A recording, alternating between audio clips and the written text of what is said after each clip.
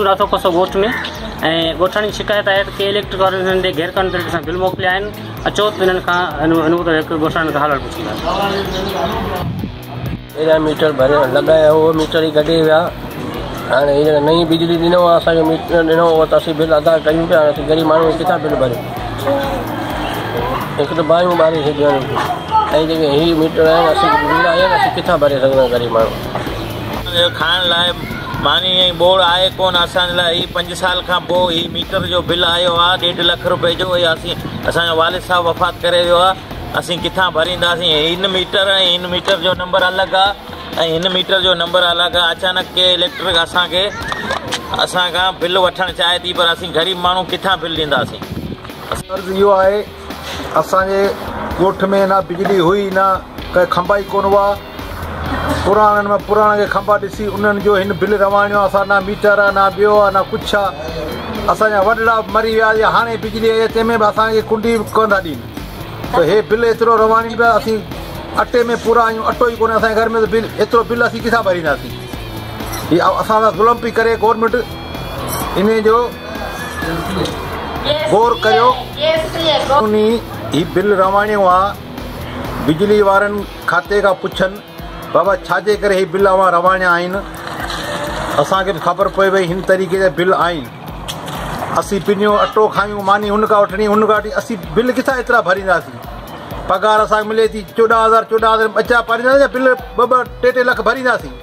असां ग़रीबनि सां ज़ुल्म आहे। हिन ते गौर कयो वञे गवर्नमेंट खे असीं चऊं था। 5 साल खां पोइ बिल आयो असां वटि ऐं जेको हीउ बिल आहे इहो मुंहिंजे वालिद साहब मरून जे नाले ते आहे।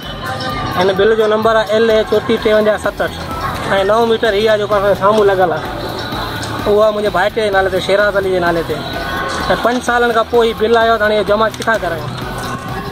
पहिरीं ॻाल्हि इहा अगरि हिननि जॾहिं असांखे नया मीटर ॾिना इशू कयूं पुराणा मीटर पाण सां गॾु ई खणी आया। अगरि उन टाइम बि ॻाल्हि कंदा अथव हिन नए मीटर जो बिल पुराणे मीटर जो बिल नए मीटर ते लॻी वेंदो त तव्हांखे पे करिणो आहे। इहा का ॻाल्हि ई कोन्हे न को का कमिटमेंट अथई।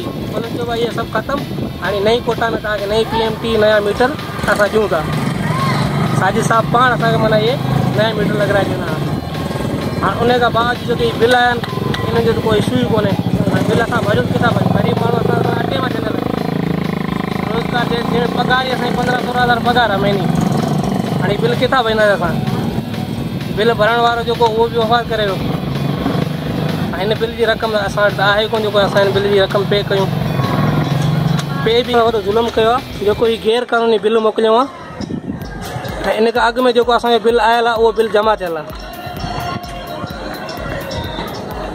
असांजे ॻोठ में नाथा टिंडू खान कोसो ॻोठ जे ऐं उनखे अलावा पासे वारनि भर पासे में इलाइक़नि में इहे के मीटर ई कोन आहिनि। इहे मीटर ई न आहिनि बल्कि इहे मीटर लाइ खणी विया आहिनि। हींअर नई PMT आया या नया मीटर लॻा आहिनि। इहे 5-6-10 साल पुराणा मीटरनि जा बिल हाणे हिन वक़्तु मोकिलिया अथऊं। आया त पहिरियों चकर आहिनि। असां छो चऊं की इहे हर दफ़ा मोकिलींदा रहंदा आहिनि। इहे 8-10 साल खां पोइ मोकिलिया अथऊं ऐं 8-10 साल खां पोइ मोकिलिया अथऊं ऐं असां ॾिसी हैरान थी विया आहियूं त इहो छा मसइलो छा चकर आहे जो के इलेक्ट्रिक वारनि मतिलबु एतिरी जेका आहे सा कानून जी ख़िलाफ़ वर्ज़ी कई आहे जो 10 साल पुराणा जेके मीटर कटिजल आहिनि उन्हनि जा दुबारा बिल आया आहिनि। आवाम अॻ में ई मतिलबु महांगाई में पिसजे पई। आवाम जेका आहे सा अॻे ख़ुदकशियूं करे पई ऐं हीअ त ज़ाहिर आहे ख़ुदकशी करण ते मजबूर कयो पियो वञे आवाम खे। हीअ अहिड़ो ज़ुल्म आहे। लखे रुपया बिल उहे माण्हू किथां ॾींदा? उहे वीचारा माण्हू ई कोन्हनि। माण्हू ई घणा मरी विया आहिनि जिन्हनि जे नाले ही मीटर आहिनि। उन्हनि जो नालो निशान ई न रहियो आहे यार।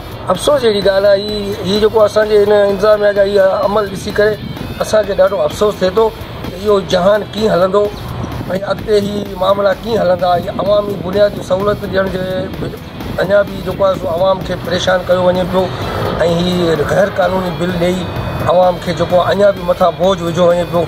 आख़िर इन जो को इंतिज़ामिया नोटिस वठे। असां सिंध गवर्नमेंट खे बि अपील कयूं था मर्कज़ खे बि अपील कयूं था त कम से कम हिन ते नज़रसानी कई वञे त एतिरो मतिलबु नाअहली जो सबबु जेको आहे सो उहो बि प्रूफ आहे। ईअं त न आहे चलो हिकिड़ो लीगल मतिलबु अनलीगल कमु आहे चलो थी वियो ठीकु आहे न। हीअ प्रूफ सां बिल आया आहिनि की भई पैसा ॾियो त माण्हू किथां ॾियनि। पर इन ते असांजो पुरज़ोर अपील कयूं था त ख़ुदा राय कुझु आवाम जे लाइ बि सोचो ऐं आवाम सां जेको हेॾो नाइंसाफ़ी थिए पई इन ते कोर्ट अमल थियणु खपे। महिरबानी। ॻाल्हियूं ॿुधियूं, हाणे सोचण जी ॻाल्हि इहा आहे त छा ही जेके गैर क़ानूनी तरीक़े सां बिल ॻोठाइण ते मढ़िया विया आहिनि, हिननि जी ज़बरदस्ती अदायगी कई वेंदी या इहे बिल हाणे बख़्शिया वेंदा। ऐं हिन सां गॾु इहो ॾिसणो आहे त छा लाॻापियल धुरियूं कलेक्टर खां इहो पुछणु कंदियूं त हीउ जेको बिल आहे हीउ कहिड़े नोए जो बिल आहे ऐं कहिड़े सबब मोकिलियो आहे, जॾहिं त मीटर हेतिरनि सालनि खां कटिया विया आहिनि। जमशेद ज़ोरानी, सोच टीवी, मलिक, कराची। सब्सक्राइब कयो अवांजे पंहिंजे चैनल सोच टीवी के ऐं बेल आइकन के दबाएं कदें भी न विसारींदा। सब्सक्राइब करें आपके अपने चैनल सोच टीवी को और बेल आइकन पर क्लिक करना ना भूलें। Don't forget to subscribe our channel Soch TV and press the bell icon.